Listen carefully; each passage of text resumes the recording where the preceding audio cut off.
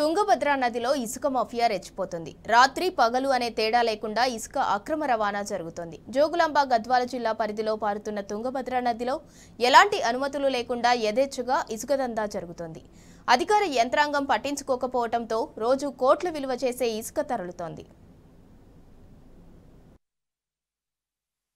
Telangana AP సరిహద్దులో పారుతున్న తుంగభద్ర నదికి రెండు వైపులా ఉన్న ప్రాంతాల అధికారుల పర్యవేక్షణ కొరవడటంతో ఇసుక మాఫియా రెచ్చిపోతోందన్న ఆరోపణలు వినిపిస్తున్నాయి. దీంతో యథేచ్ఛగా నది నుంచి ఇసుకను తరలించి అక్రమార్జనకు పాల్పడుతున్నారు.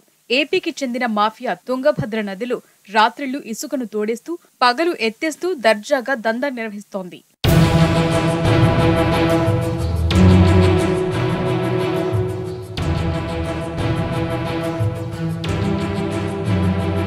జోగులాంబ గద్వాల జిల్లా అలంపూర్ మండలం సింగవరం సమీపంలోని తుంగభద్ర నదికి సమీపంలో అవతలి వైపు ఏపీలోని పూడూరు, దేవమాడ, కోళ్లబాంపురం గ్రామాలున్నాయి. ఇక్కడ రెండు రాష్ట్రాల అధికారుల అలసత్వం కారణంగా తనిఖీలు తక్కువగా ఉంటున్నాయి. దీంతో ఇసుక మాఫియా ఆగడాలు శృతిమించుతున్నాయి.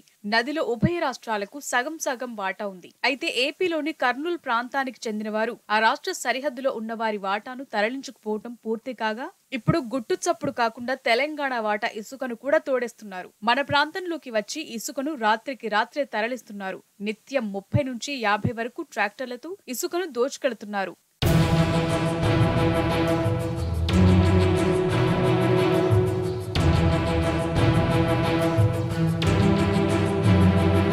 తుంగభద్ర నదిలో యథేచ్ఛగా ఇసుకను తోడేస్తుండటంతో తీర ప్రాంతంలో భూగర్భ జలాలు రోజు రోజుకు తగ్గిపోతున్నాయి. ఇప్పటికే బోర్లలో నీటి మట్టం గణనీయంగా తగ్గిందని రైతులు వాపోతున్నారు. దీంతో రైతులు ఇసుక తరలింపుపై ఆగ్రహం వ్యక్తం చేస్తున్నారు. నది నుంచి ఇసుక తరలించే ప్రాంతం సింగవరం గ్రామానికి 2 కిలోమీటర్లు, అలంపూర్ పోలీస్ స్టేషన్ కు 5 కిలోమీటర్ల దూరం ఉండడంతో పోలీసులు నిఘా ఉంచలేకపోతున్నారు. తరలింపునకు సంబంధించి ఏవైనా సమాచారం అందితే పోలీసులు అక్కడికి చేరుకునే లోపే ఇసుకాసురులు అక్కడి నుంచి జారుకుంటున్నారు.